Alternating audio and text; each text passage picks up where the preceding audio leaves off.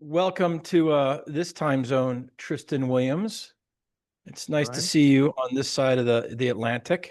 Thanks for joining us today. We're going to spend a little bit of time talking about dosing. Is that a subject that's important to you, Tristan? No question. Absolutely. Dosage and dosage calculation, dosage validation lies at the heart of effective UVC treatment. And it's the benchmark that you can measure systems by more than anything else. I'm going to share my screen and go through a couple of things. We're talking about dosing in UVC. And we have a product we call Thor, and it has a special way that it maps the room, which is, we think is very clever. And there's four determinations of dosing, right? There's the dimension. There's probably more, but there's the dimensions of the room, the contents of the room, because all those contents create shadow. It's also the position of the unit inside the room, and then of course, arguably the most important thing is what pathogen are we looking to kill? If there's no pathogens in the room, it's a really fast cycle, isn't it? But if it's something very difficult, like a C. diff, it takes a little bit longer. And so let's just take the difference between an operating room that has. I've literally been in ORs, Tristan, that had two Da Vinci's on either side, 750 square foot ORs, two Da Vinci's, equipment, booms. It was a shadow. I mean, it was a shadowing nightmare. Whereas if you go to a backseat of a cop car, right, those things are only this wide, 6 feet wide, and you really only have to deal with like wheel wells maybe, because there's a screen there. So the point is that it's a lot easier to disinfect the back of a small space that doesn't have a lot of stuff casting shadows, right? Really, the smaller the space is, the less time it takes to disinfect adequately. And when I say adequately, let me qualify that. That's all about that you've achieved a significant level of UVC that is known to parametrically destroy key metrics such as MRSA or C. diff or Candida auris or Candida albicans. That's the most important thing that you can do. And the size of the space has a dramatic effect. The contents in the space has a dramatic effect. And the biggest thing, and the reason that we use the methodology that we do with the Thor system, is when we approach the equation of how do we disinfect a room, because Thor is a system designed to disinfect a room, is that we had to approach a room as a room. And that sounds like a really facetious thing to say, but it's not meant to be. The system was engineered from the ground up to be able to disinfect the surfaces and the air within a room. And that's exactly how it does it. And if you're going to disinfect a room, you need to have a proper methodology to do it. And you need to appreciate the variables of it. You need to appreciate the size of the system, of the room. You need to be able to appreciate the contents of the room. And you need to make it easy and simple for the operators to use and to calculate. And it needs to be accurate to the point where you get a parametric release on whichever organism you're trying to kill. So we have a couple of concepts that we and everybody else in this market have to deal with: the inverse gradient square law. And I don't. It's one of the things that I tell everybody: hey, don't take my word for it. Look it up. It's on the internet. It's got to be true if it's in writing and on the internet, right? So, can you just spend a couple of minutes and talk about why distance is so important to proper dosing? And while you do that, could you weave in a little narrative on what is a robot, right? And how are robots supposed to be deployed to help human beings in their daily activities? The radiant inverse square law, without diving deep in physics equations and things like that, I'd like to make it as simple and analogous as possible. And that is, if you stand in one corner of an enormous room, Brian, if I stand 100 meters away from you and whisper, you will not hear me. If I shout, you will hear me as a whisper in the diagonal corners. And the reason for that is sound falls off in intensity over distance. And light's no different. We have to compensate. And it's the radiant inverse square law, because the light falls off by the inverse square of the distance. So what that means is that you lose a lot of intensity as you move over, as you're showing on the screen there. Absolutely. And that's why it's really important to start with as much power as you can in the first place, so that when you get to where you want to be, you have as much power remaining. But power is the base of our calculation.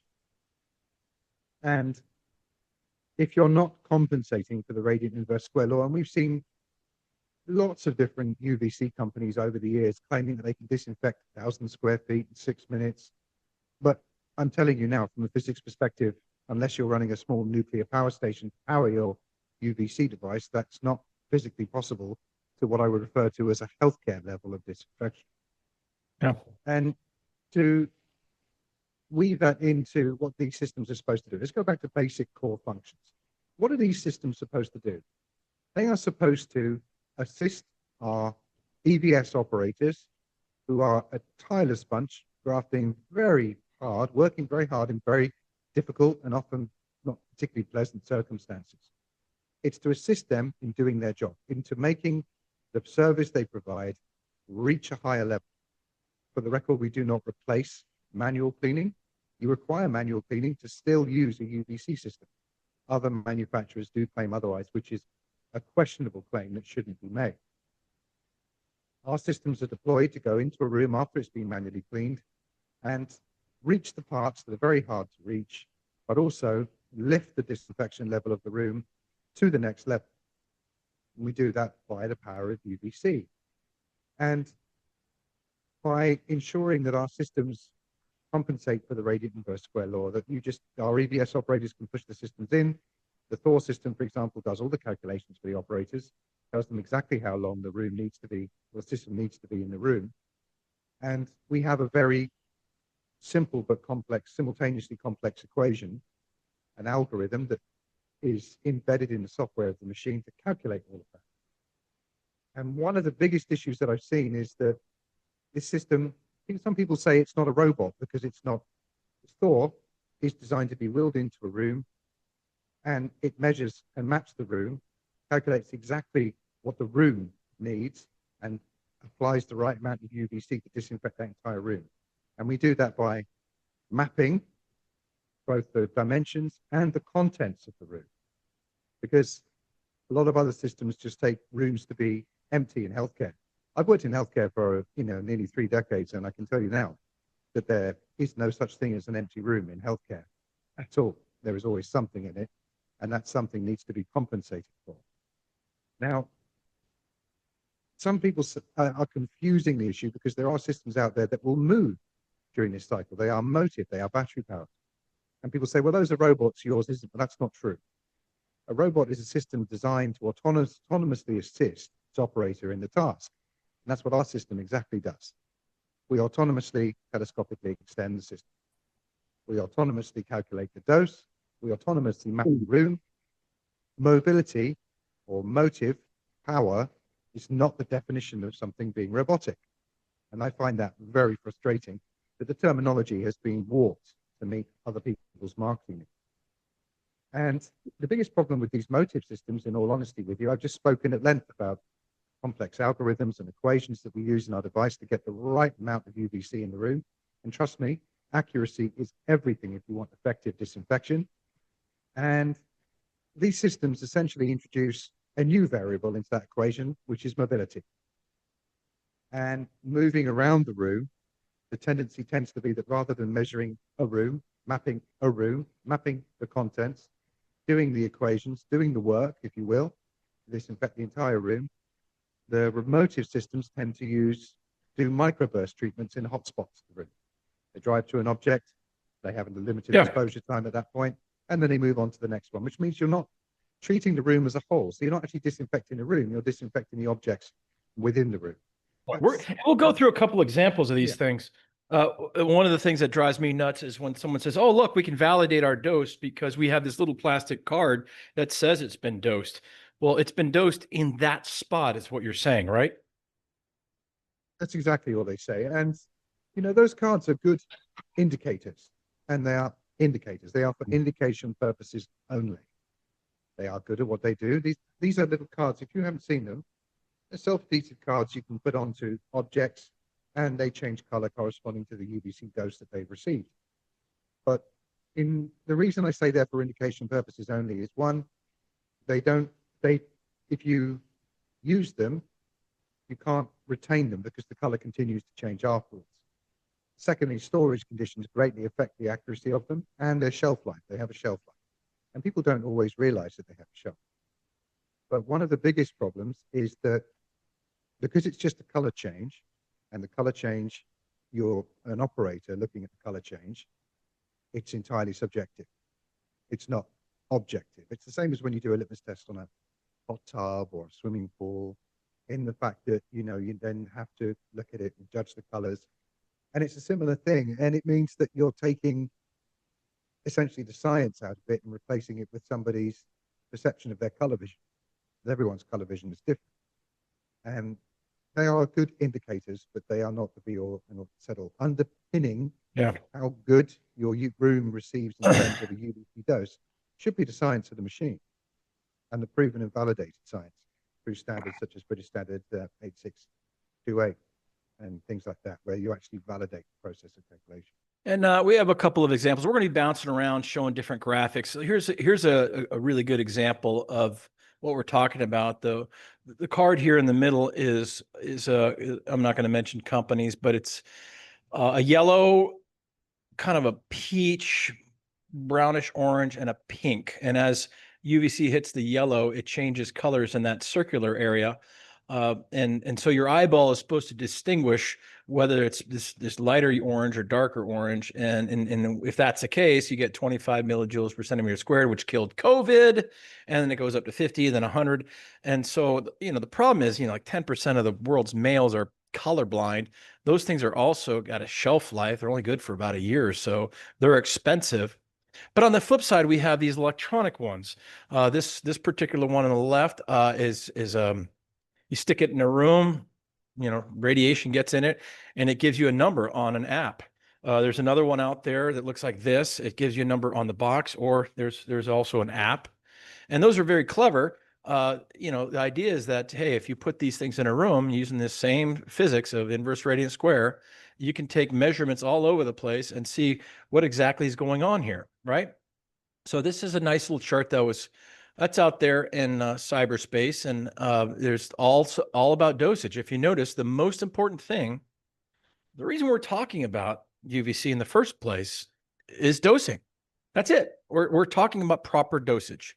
We're trying to get as much disinfected to help assist the manual cleaning, using a machine to do so.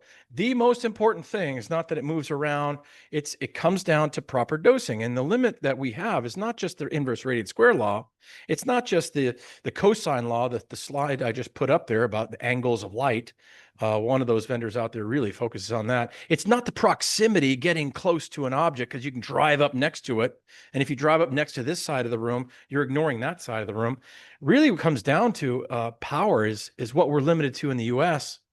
And that's 110 volts coming out of the wall, isn't it, Tristan? Like if we had more power, if we had 500 volts coming out of the wall, we could light up the room like a Hanukkah bush, right? And really disinfect everything, get around everything. And the other flip side is we have these folks that are trying to push that new technology, the 222 far, that goes up in the sky. The problem is that distance. If you go from 10 feet down to the floor, from the ceiling to the floor, you're going to have 1,000 of those LEDs. It'll cost $1 million, and it'll take 10,000 years to disinfect the floor. Don't you find? Yeah, I mean, 222, the difference with 222 is you can be in the room with it, essentially. It's still a relatively young technology, and the long-term effects still have yet to be fully explored, and only time will allow that. But the interaction with bacteria, microorganisms is different to the typical UVC wavelength that we use, which is peak germicidal, 253.7 nanometers, in that the 222 interacts in a slightly different way, and the strength of the intensity of the reaction is quite a lot less than 253.7. So if you add that to distance, so being up in the ceiling and shining down, the effect would be, it's there, but it's negligible, in all honesty, and it wouldn't replace. It's not an alternative to treating a room with 253.7, but it can be used as an additional treatment because it could be left on to reduce the rate of climb. Well, I've got a number of videos queued here, Tris. I'm going to show what we're talking about with, we mentioned the inverse radiant square law. we also have this cosine law we've talked a little bit about. Let's just explain that to anybody that's out there. Essentially, this is a history major explaining to an engineer what the cosine law is. But essentially, in Florida in the summertime, when it's noontime, the sun is going bearing right down on the bald spot on the back of my head, right? And you can feel that. But in the wintertime, it comes at a severe angle, so the sunshine isn't as bright. Or as it explains in this slide here, the intensity of the light is proportional to the cosine of that angle. So the cosine is off the vertical. So that's why it's so much hotter at a 90-degree angle, right? Correct. It's the angle of incidence, the angle at which it hits the microorganism or the surface that it's trying to disinfect. Right. So if you can get close to something, in other words, and get right on top of it at a 90-degree angle, you can really nuke the crap out of it. So that's philosophically, we brought both of these things into play with our design by having more power at the source. If light's going to diminish exponentially, right? You want to have more light at the source, and we can only deliver as much light as 110 outlets allowing us to do. And the second thing is we want to be able to get on top of that light at an acute angle, right? So we want to get higher and come down pretty low. So having low light going parallel to the floor doesn't do as well as having high light coming straight down. Is that correct? Yeah, I mean, these are all parts of the same equation, and that's the point. And you think of any UVC system, it should be, if you were looking to buy a UVC system, how many parts of this equation does my system fulfill? What does it know? What is it assuming? Don't assume anything. With Thor, for example, we start with the most power because we know that, there is no system in the world that can generate more UVC for longer than Thor. Absolutely. It's optimized to the absolute maximum. And there's been a lot of R&D over the years. And we're in the second iteration of Thor now to ensure that it's able to optimize the power generation and turn as much electricity as possible into germicidal UVC light at a specific wavelength of 253.7 nanometers. So we have the power. So that's one part of the equation, one tiny part of the equation. The next thing is, do we know where the system's being used and what's the distance, maximum distance that we're trying to treat?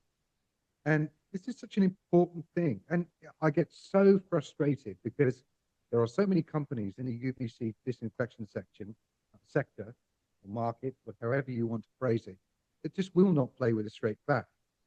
The claims some companies have made are outrageous. There's so much sizzle, but there's not a huge amount of steak, if that makes sense. I believe that's Yeah.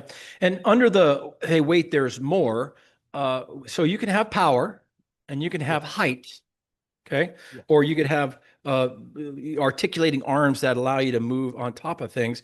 But most importantly, it's all those shadows, right? So one of the things that I really like about the design you have for Thor here is the fact that it can measure those contents in the room. It's not just the size of the room. It's not just the power.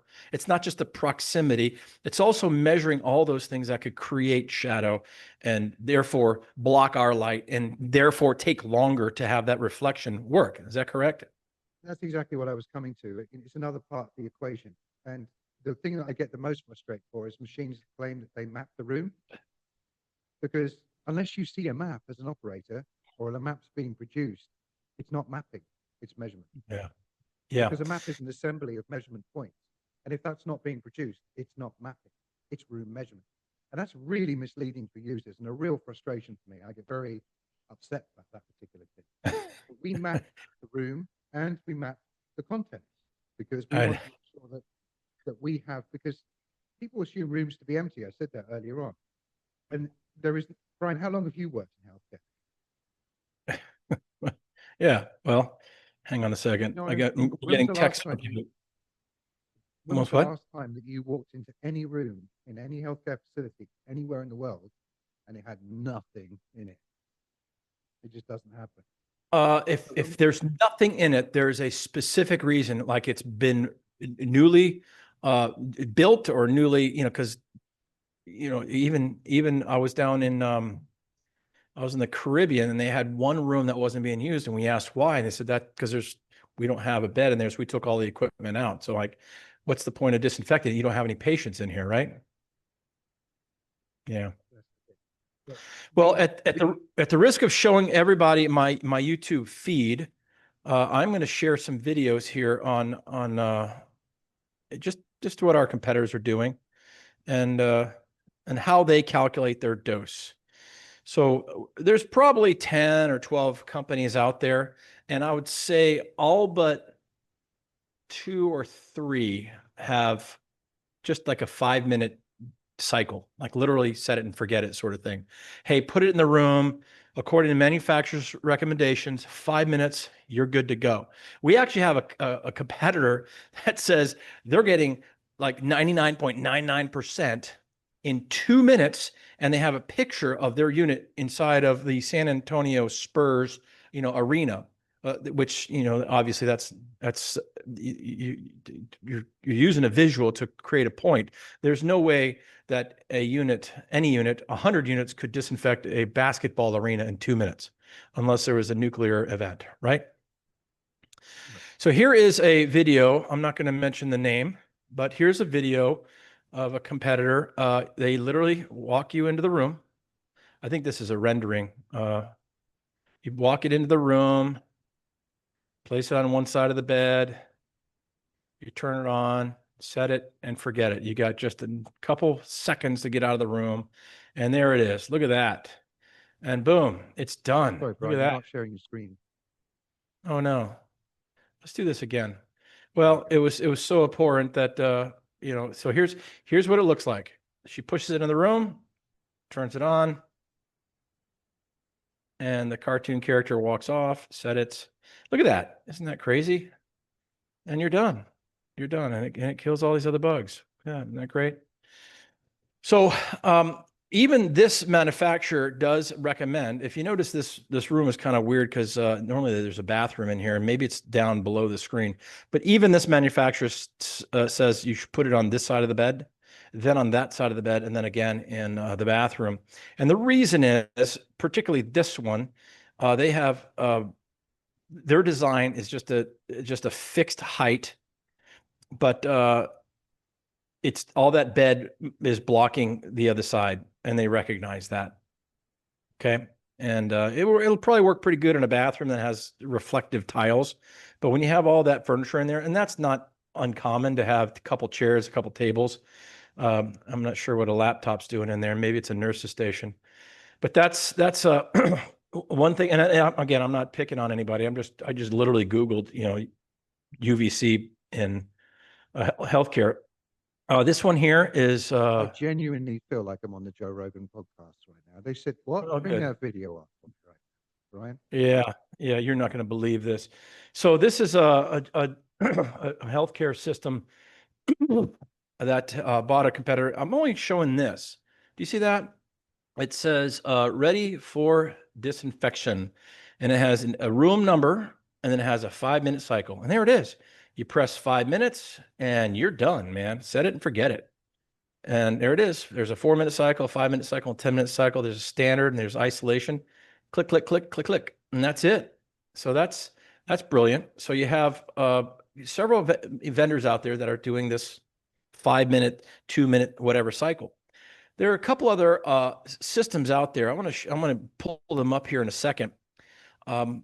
Probably the most important thing is measuring the size of the room. That right there is what's going to drive the longest term, right? The longest amount of time it's going to take to disinfect the room.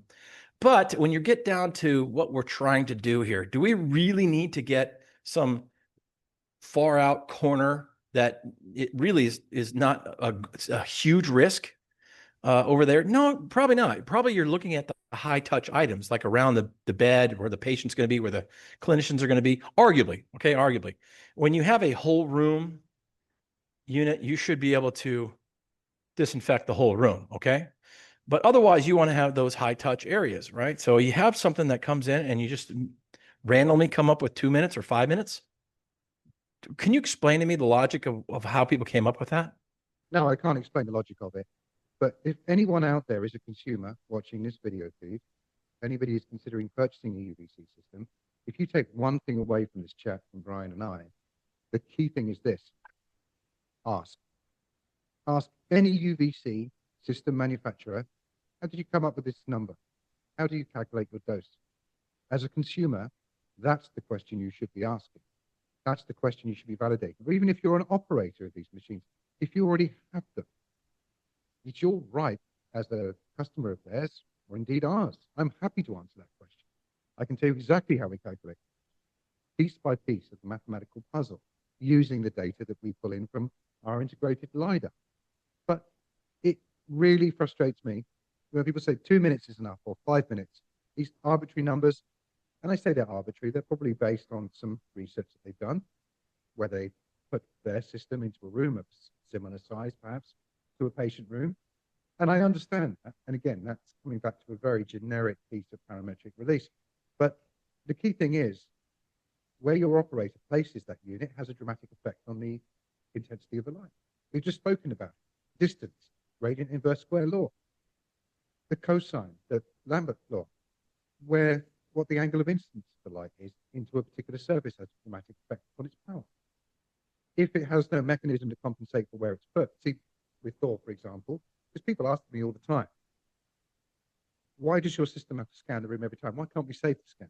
That's the only way you can save the scan is to make sure the Thor's put in exactly the same place in the room every single time, that the furniture's in exactly the same place every single time, and that the system is orientated exactly the same every time. And I'm going to ask you to do all that for the sake of a 45-second triple room scan. No, I'm not going to do that.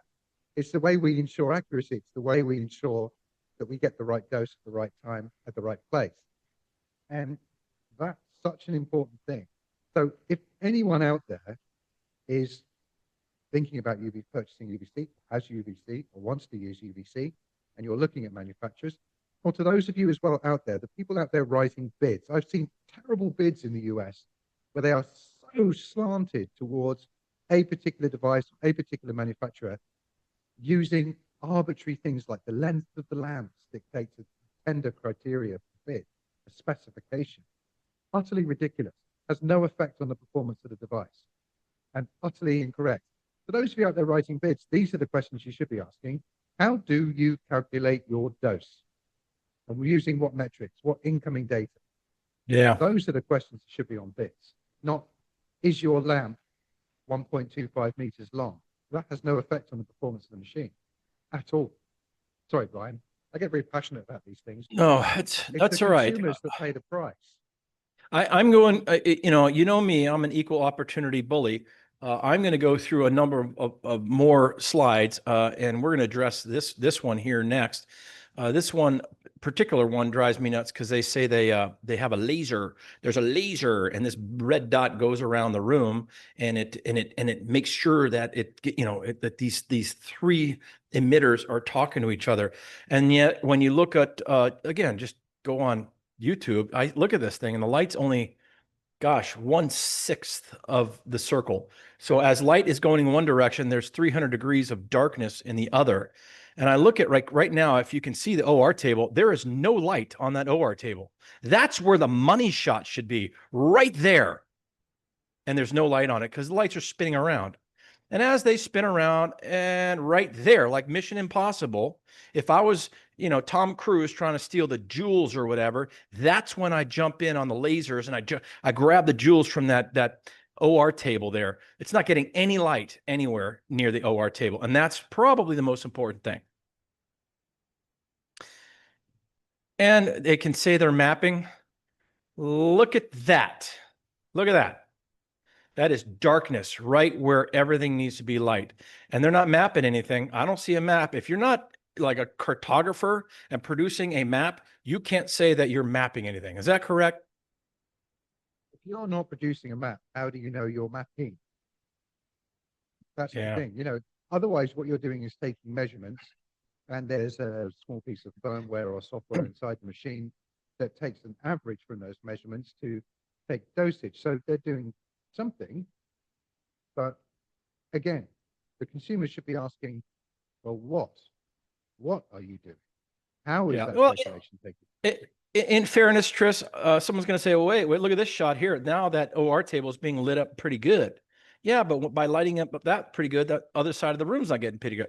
And one other complaint I have about that mapping thing is it's top down, is it doesn't show the verticality of the unit. When we talk about dose, we're not talking about just waist height. We're talking about floor to 7 feet tall. You know what I'm saying? We always say floor to ceiling, but it's really hard to get 12 feet tall. But if you look at the design of this thing, there's nothing from the waist down. There's no light going like down under a toilet. And You if can you ever actually been to see it, that it's just picture really, really quickly there, Brian. If you go back a couple of frames, that the light starts at the same height as the bed. right, right. And look under and the light that's going down is again, we talked about the angle of incidence and that sort of thing. So this one here, this design drives me bonkers because some of the claims they make. And I'm not going to belabor it here. I'm just going to type in reflective what's it called, reflective sensors, and see if this comes up. I'm just typing stuff in, right? So here's the reflective sensors. Okay, look at this one. The problem with reflective sensors, there's a lot of videos out there. Look at this one. This one's from 5 years. This one's from 16 years ago. 16 years ago. You'd think they'd have a better sort of description of how this works. This is in Chicago. Reflective sensors. Here's another design. I'm not going to go trying to get that big clunky thing off. So what they say is that these sensors that are on the dome measure the light. This is very clever. When I first saw this, my head exploded. 6 years ago, I was like, oh my gosh, you look at this thing. The light goes out from these emitters. It goes in the far ends of the room. It bounces back. So not only is it killing it on that direction, it's killing back on the way back. And then the sensors up in the dome, these little sensors up in the dome you see up here, are measuring how much light is returning to the unit. Oh my gosh, that's so clever. They can absolutely, with certainty, know exactly how much light is coming around that 360-degree circle, right? Until you find out a couple of things. And there's two glaring like weaknesses that I've discovered, not scientifically, but through talking to customers. Tristan, what do you think one of those is? Do you see we're looking through a piece of glass right now? I know exactly where you're headed with this. I mean, look, in their defense, what I would say, and I know this system relatively well, I'm not going to name names, but I actually respect the fact that they tried to do something that had a clean metric on it. That they were active, rather than just giving an arbitrary figure of 2 minutes or 5 minutes here, or giving the operators a tape measure in a chart to calculate exactly what they needed to be. What this system has tried to do is compensate for the placement of the unit and read what's coming back from the walls until you reach a certain position. And I understand that. However, the issue is, and it's a big issue, remember I keep speaking about don't introduce variables. The variables are the things that kill the accuracy in the equation. And sadly, reflectivity is a variable. With short wavelength light, and it behaves differently to normal longer wavelength light, it will be absorbed by certain materials you expect to be reflective and be reflected by materials that you expect to be absorbed. So reflectivity is a constantly changing variable. So what that would mean with this system, and Translate that into like American. Yeah. Okay, into American. The You just got to speak a little slower, Tristan. gotta speak a little When slower, light goes through that glass, it gets absorbed. It doesn't bounce back, right? correct. So the difference is, and to put it very, very simply, when you're trying to gauge how you've done the room, if you've achieved disinfection, using reflection, there's too many variables for that to be accurate. That's the crux of it. Because of the differing surfaces within a room. And I know with this system, they've had clients paint the walls with titanium dioxide paint to try and increase reflectivity. To address this issue, we've seen, whiteboards be an issue. We've seen glass be a big issue. Mirrors, huge issue, mirrors. We've known some hospitals that have big rehab centers where these systems just won't shut off. And they'll just keep running and running and running and running and running because they're not getting the feedback to the sensor to say, I've received enough reflective light back to say you've disinfected the entire room. It's a good attempt. It's something, but it's a variable in the equation. It doesn't need to be a variable. And that's why when we designed Thor, we used specifically LiDAR, because what it gave us was a completely definitive answer to how big the room is, scientifically, mathematically, technically. And then by scanning the furniture with the same LiDAR, putting it on a twin-axis mobile platform, we were able to scan the actual furniture in the room and assign what we call shadow values or clutter values to that. Meant that we could really get a really super accurate measurement of the room and the contents, and then assign a value to that in terms of time. Because what we haven't spoken about, UVC dosage, ultimately, the only variable you want in the equation is time. Can't change the power of the light bulbs, the UVC tubes, can't change the power. They turn on, they're electronically controlled by ballasts, and they output a certain amount of light. We can't dim them, can't turn them up and down. We can't change the size of the room. We can't change the placement of the unit. We can't change the furniture in the room.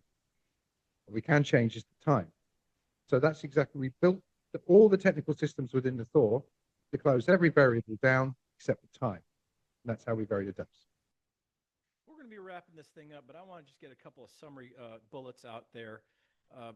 So with this one unit we just talked about with the reflective sensors where the light goes out and comes back, the light's going out and it's disinfecting that wall, but it's given erroneous feedback back to the user on how long it's taking. So they can use a dosimeter like this one or like the one that we showed earlier that, you can end up measuring how much dose was, emitted and how much was captured. And they have, charts. This Kowalski index will tell you how much, dose would kill a particular bug. But the most important thing, the main thing, keep the main thing, when you turn a UVC bulb on, it's on, right? So the difference between one bulb and the other bulb is the actual rating of the bulb. So Philips and whoever else makes bulbs out there has a label on it. And one of the things that drives me bonkers is how circumspect all of our competitors are as far as the wattage of their bulbs. And as you know, our webinar attendees don't realize this, but when you have a 100-watt or 95-watt or 65-watt or 60-watt or 35-watt bulb, just because it says 35 watts or 95 watts, that doesn't mean that's how many watts of UVC you're getting, right? There's a sort of formula on how much UVC you're going to get, but the manufacturer will tell you how much that is. My point is, just because you see a bulb on doesn't mean it's the same bulb. Tristan, you want to talk a little bit about wattage and power, and how do you find out how much wattage is actually coming out if they're not going to tell you on the bulb? You just said there about when you turn a UVC lamp on, it's on, and you are right. But I expect, and you know who I'm talking about, Brian. There'll be companies out there going, "Oh, there'll be some comments down below saying, oh, no, you have to allow for warm up and ignition to take place." I'm not going to talk about all of that today, but trust me, it's accounted for with the Thor. I don't need to justify that to anybody. The ignition sequence and the warming up of the bulb is folded into our algorithm and dose calculation and validation protocol for the UVC sensors on the machine.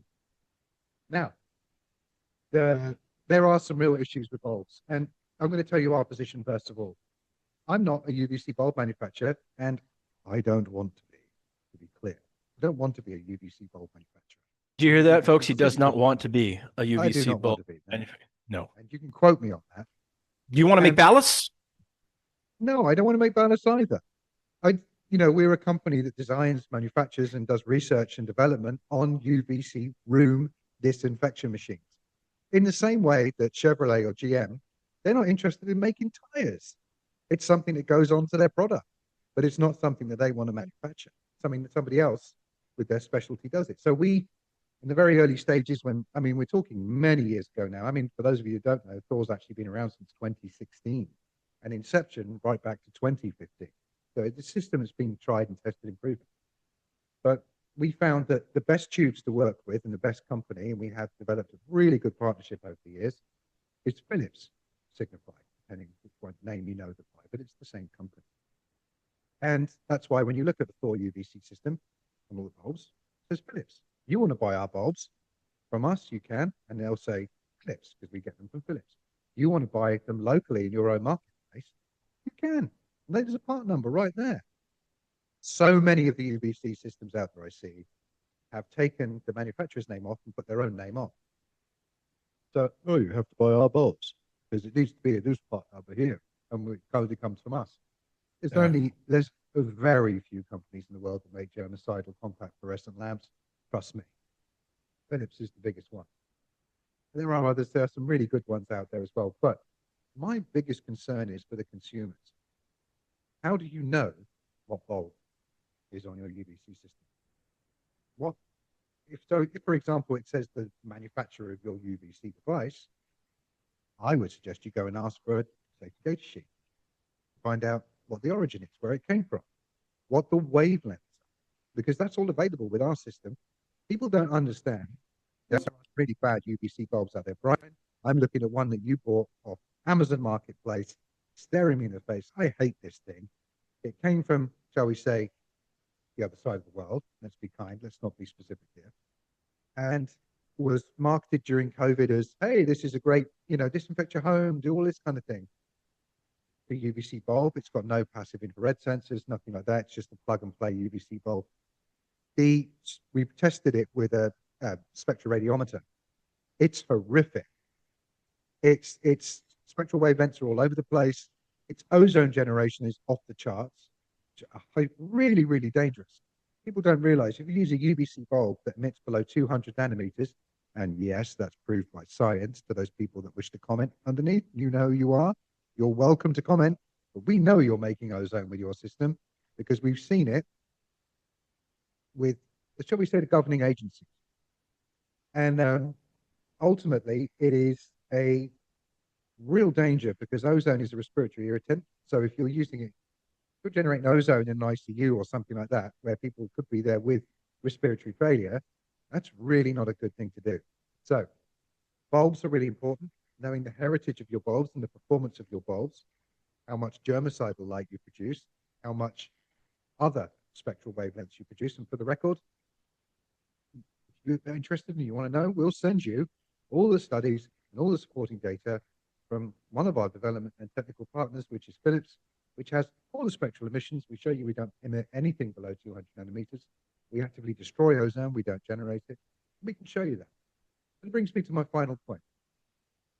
How? I have seen so many UVC companies, LinkedIn, Google, hey, we generate 2,200 watts of UVC energy. No, you don't. Generating germicidal UVC energy has a cost. It takes energy to make energy. So and most UVC compact fluorescent lamps will run over between 28 to 33% efficiency. So what that means is 33% of the electrical rating power you put in, which is written on the side, the 95, the 100, that's the electrical power rating consumption. Between 28 to 33% of that will come out as germicidal UVC light. That's the true figure you should be asking for performance metrics on your UVC output and not believing the hype people that say we generate 2,200 watts of UVC energy. No, you take 2,200 watts of electrical energy, and if you have really good, so for the Thor, for example, takes 2,200 watts of electrical energy, and it generates 678 watts of UVC energy. We've got very efficient ballast to bulb system and nicely balanced. So that's all I have to say on bulbs. But if in doubt, ask, check. You have every right as a consumer and push these companies hard that are making these strong claims. You just brought something up, Tristan, that sorry to interrupt, that I didn't even talk about, and I was just assuming we're talking about UVC the entire time. And then you mentioned another bulb, and you're absolutely right. The manufacturer of that bulb, and I have it on the screen right now, shows that it goes below 100 nanometers, which produces ozone up to 200-ish. And it goes through the UVC, and then it produces not only fantastically brilliant and intense visible light, which if you think about seizure disorders, something like 2% of people have issues with seizure. That's the same incidence of nut allergy. And then worse, when you look at the heat that produces on IR, it could potentially set off the alarms. So not only is there ozone, there's also seizure issues. There's also interrupting other equipment out there. So to your point, not all bulbs are created equal. The ones that are created equal, let's just say they're Philips brands. If one is a 55-watt ambient bulb and you're comparing that to a 95-watt high output bulb, not even close. That's like middle school football playing Alabama.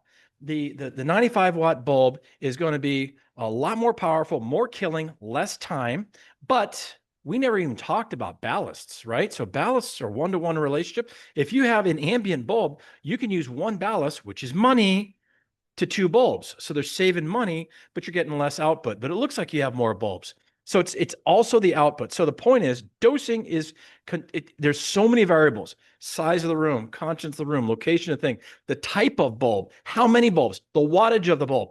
All that is germane to this conversation. And to your point, the specifications on many of the RFPs, especially exploding in my head, government facilities like VAs just listen to whoever gives them the first brochure and they write the specs, and that's what they buy. We have one today that's out there that's on a oh yeah, this is a whole room germicidal, and it has three 95-watt bulbs, 81 total watts of UVC, and they're saying they can do a whole room. I'm like, maybe it's a dollhouse, but it's not going to do a hospital room. You follow me? So dosing is important. Dosing is a calculation based on all those variables we just talked about: size of the room, content of the room, the position of the thing, what organism you're looking to kill, how many bulbs you have, what's the wattage of the bulbs, what wavelength of the bulbs. To your point about that ozone generating bulb I have on my desk here, it's great if you want to get rid of the smell of dog in your car seat. But at the same time, we know that it produces 385 nanometers because I have this invisible ink that shows up on your hand, and you can't see it under visible light, but you can see it under black light. So it's producing black light. My point is, people, when you're out there, ask these questions. It should not be that hard. And if your if your vendor can't answer, what is the wattage? What is the wavelength? How do you calculate dose? You need to get two or three bids just to consider that. It's not just about the latest whiz bang, sizzle. You really should be interested in steak, not sizzle. Tristan, you want to wrap things up for us? Yeah, you're absolutely right, Brian. And the most important thing for anybody working in healthcare at the moment, or any industry, in all honesty, is considering UVC systems, is not to take claims at face value. Here at Finsen Tech, we're very happy to get deep into science and speak about how whatever we say, everything we say, we have layers underneath it of work that we've done with independent accredited laboratories in the UK and the US to validate the performance of our system, how our spectral performance of our bulbs and our ballast combination. Brian's absolutely right.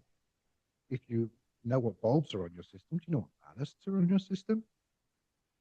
Are they the right ballasts for the bulbs? Because quite often with a lot of UVC systems, we found the bulbs and the ballast to be mismatched. Not with our systems, because we use a specific ballast from Philips with a specific bulb from Philips that's recommended. And we know if we put those two together, we get these emissions. But how do you know it's the right ballast? How do you know? So vigilance. And if you're a consumer, it's entirely within your right to push everybody and push them as hard as you want. But it does bring me onto my biggest bugbear, which in all honesty is this issue with bids. If you're writing a bid, if you're writing a tender, or if you're writing, sorry, that's the UK terminology, if you're writing a contract or you're looking to purchase a UVC system, all you need to do is say, right, I want to kill X and I want to kill it in Y. And then the bid should be, tell me how you're going to do that. But by putting, it has to have 3 lamps on a movable store. Why? Or if it needs to use a pulse bulb, or it needs to use a continuous waveform, or it needs to use reflective technology. That commercially bankrupts and morally bankrupts the entire process. What you're doing then If you're putting the spec in from a particular manufacturer and that's already been decided, you're ticking the box that you've done bid. You're not. What you've done is you've prevented innovation. You prevented your users, your operators, having the best tool for your job. I'm not saying it's necessarily Finsen Tech, but the whole purpose of a bid is to have healthy competition from both a technological perspective and a commercial perspective. And if you're not getting that, please don't waste our time. Yeah. Because So if someone really says time-consuming. 2 minutes, 3 minutes, 5 minute cycles, you should disqualify them immediately because they don't know what they're talking about. If they And can't justify it, they shouldn't be in it. I can tell you, as an American, we have a little sense of pride around here. But I will tell you, the BSI, the British Standards Institute, came out with a very complex way of measuring dose. And that's what's different between what's going on over there and eventually in Europe and what's going on over here. Over here, it's kind of the Wild West. So I'll leave you with that. We love to have more comments. This is a topic we're going to continue to kick this can down the road until someone else can, what do they say? Prove me wrong. Absolutely. Well, thank you for inviting me, Brian. And thank you for hosting. No, thanks everybody for attending. Please send us questions. We want nothing more than to think critically and answer your questions. And maybe we can convince you that there's a better way to dose with UVC. Thanks so much, Tristan. Thanks everybody for joining us. We'll talk to you soon.